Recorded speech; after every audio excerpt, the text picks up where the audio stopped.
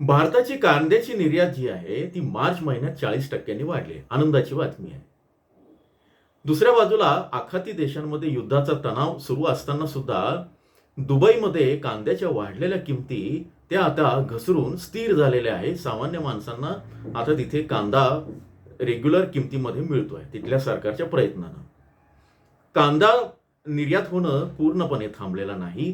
जहाजांचे मार्ग बदललेले आहेत. तरी सुद्धा मग आमचा नाशिकमध्ये, पुण्यामध्ये, नगरमध्ये किंवा संपूर्ण महाराष्ट्रामध्ये कांद्याचे दर हे कमी का आहेत? याच्यावर काही सोल्युशन निघणार आहे की नाही? किंवा आगामी काळामध्ये आम्ही काय करायचं आहे? हे कांद्याचे दर वाढणार आहे की नाही?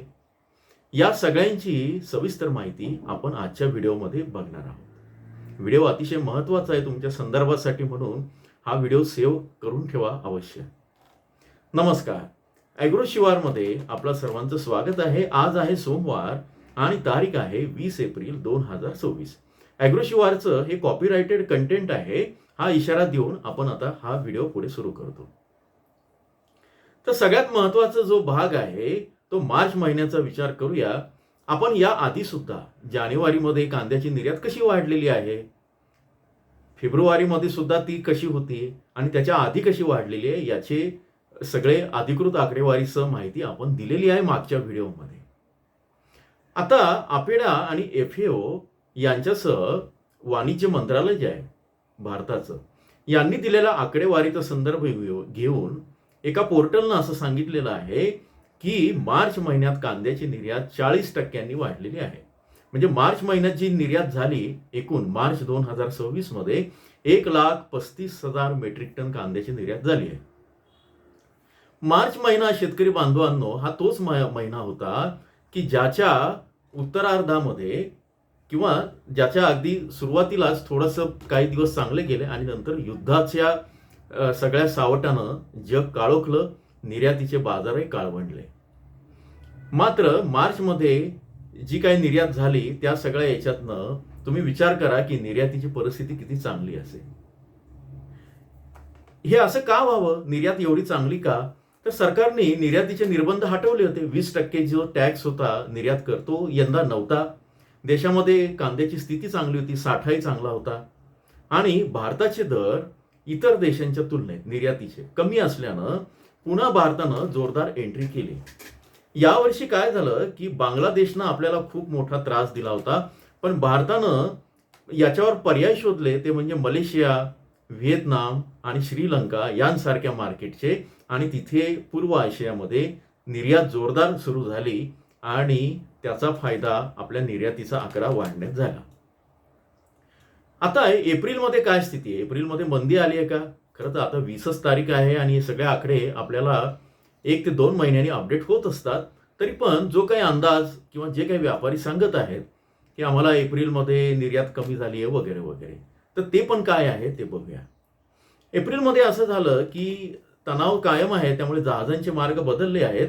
वाहतूक खर्च 8 ते 10% वाढलेला आहे, विशेषतः आखाती देशांचं सांगतोय. तर पूर्वी काय व्हायचं की मार्चमध्ये 600 कंटेनर जात होते, आता एप्रिलमध्ये 300 ते 350 कंटेनर दुबई सारख्या बाजारात जात आहे. म्हणजे कंटेनरची संख्या कमी झाली आहे, निर्यात थोडी मंदावली आहे, बंद झालेली नाही. निर्यात बंद आहे का? निर्यात बंद नाही. पूर्व आशियामध्ये म्हणजे मलेशिया, श्रीलंका, म्हणजे पूर्व आशियामध्ये मलेशिया, सिंगापूर, व्हिएतनाम, श्रीलंका या ठिकाणी व्यवस्थित निर्यात सुरू आहे. नेपाळमध्ये आहे आणि पश्चिम आशियामध्ये ज्या अडचणी आहे ते मी आता तुम्हाला सांगितलं आहे. निर्यात बंद नाही, पण निर्यातीचा वेग कमी झालेला आहे.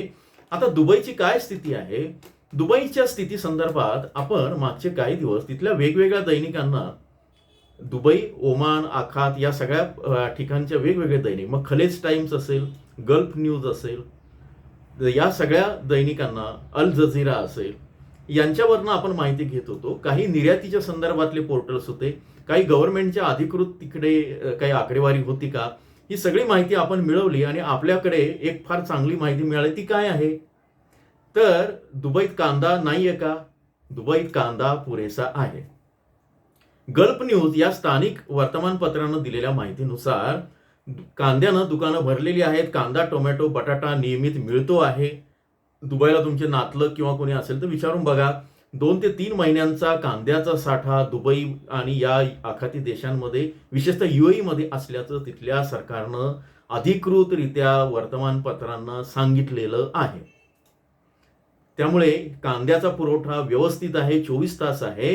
आणि तुम्हाला आठवत असेल की युद्ध सुरू झालं त्यावेळेस कांदा कमी होईल किंवा निर्यातीवर अडचणी होईल या भीतीनं, किंवा खऱ्या अडचणी पण आल्यात, त्यामुळं दुबईमध्ये कांद्याचे दर होते, विशेषतः भारतीय कांद्याचे विक्रीचे दर, ते 4.50 ते 5 दिरहम पर्यंत पोहोचलेले होते.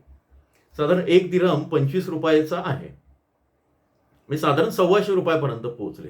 पण आता ते ताजे बाजारभाव आहे 2-3 दिवसांपासून. कधी कधी आपण व्हॉट्सअप चॅनलला टाकत असतो, व्हॉट्सअप चॅनलची लिंक इथे आहे. सकाळपासनं आपण बाजारभाव, आवक वगैरे ही सगळी माहिती शेतकऱ्यांसाठी अगदी अपडेट देत असतो.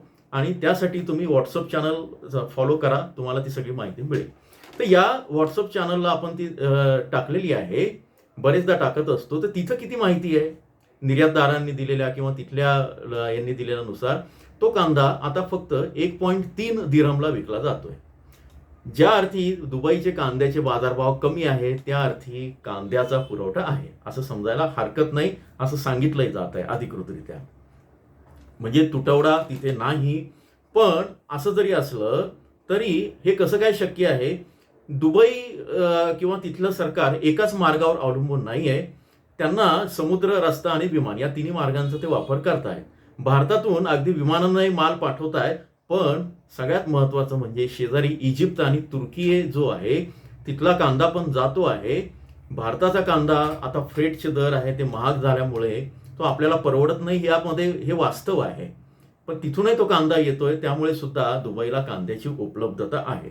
आता भारतासाठी ही संधी आहे की स्पर्धा आहे ते बघूया. भारताच्या दृष्टीनं किंवा आपल्या दृष्टीनं ते बघूया.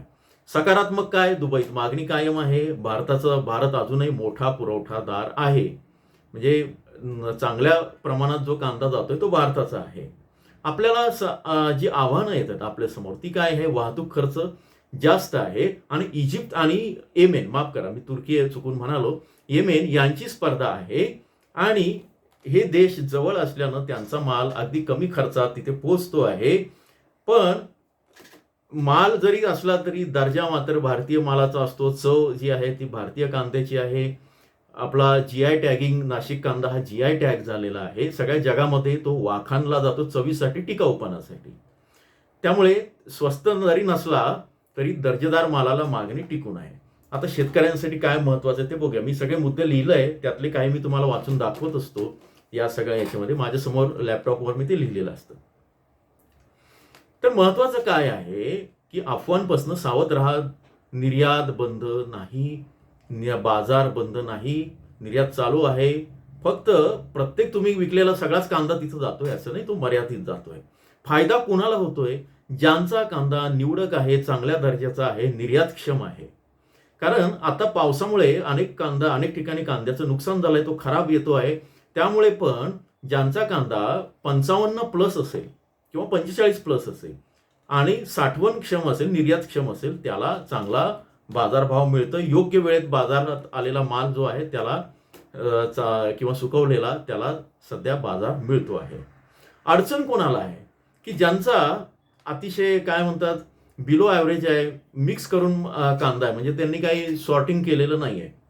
मी नेहमी सांगत असतो, अनेक तज्ज्ञ सांगत असतात की सॉर्टिंग केली, ग्रेडिंग केलं तर तुमच्या कांद्याला प्रतवारीनुसार चांगला बाजारभाव मिळेल. म्हणजे बारीक कांदा वेगळा काढायचा, खराब वेगळा काढायचा, ते तुम्ही करतच असतात. पण जे करत नाही त्यांनी तो अवश्य करावं, जेणेकरून चांगला माल तुम्हाला साठवता येईल. जो ॲव्हरेज बिलो ॲव्हरेज तो विकून टाकता येईल.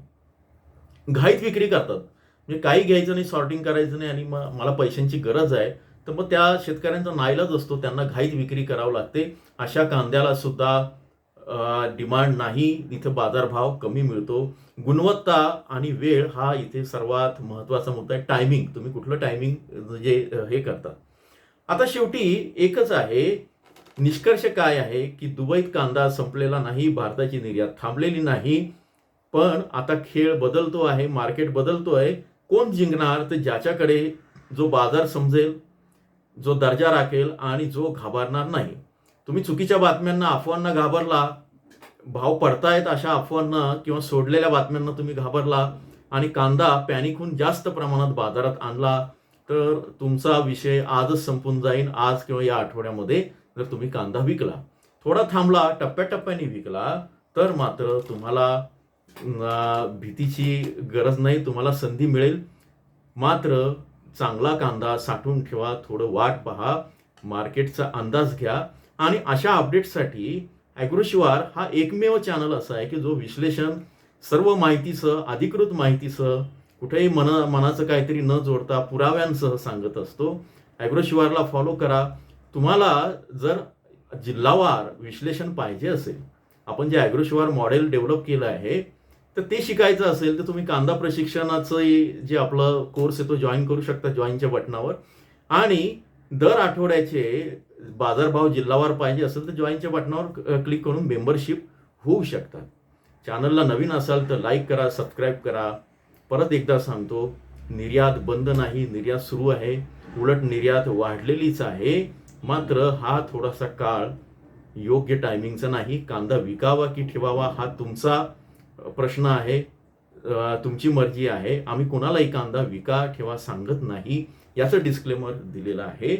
मात्र संदर्भासाठी या माहितीचा विचार अवश्य तुम्ही केला पाहिजे. जोडून राहा. धन्यवाद.